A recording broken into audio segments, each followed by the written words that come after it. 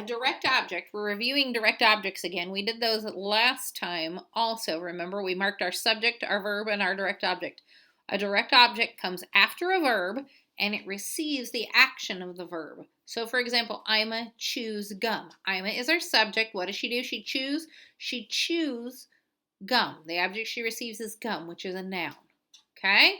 So, we're going to do that like we have before, but the sentence here gets a little tricky because we have a command. Eat your food. Well, here's the problem.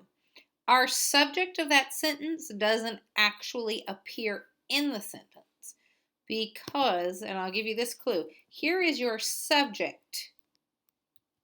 We put it in parentheses and say, you. And we're going to underline it once to mark it as the subject. Okay? So, it's that understood you because we understand that in the command they're saying you need to eat your food. You, eat your food. Get it done now.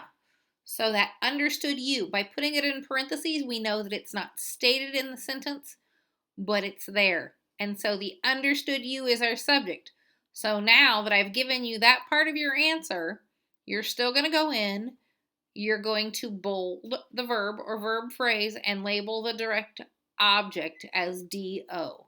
What I did for that one is I just came in and created a little bit of text here, and you can put that wherever. Or remember last time I put it in parentheses with the letters beside it. You can do either of those to label it, but make sure that you are doing all parts of this to get all the points.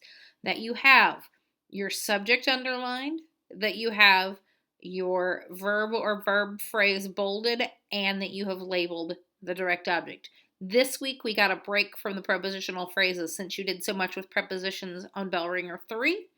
So you got a break from marking the prepositional phrase in the sentence.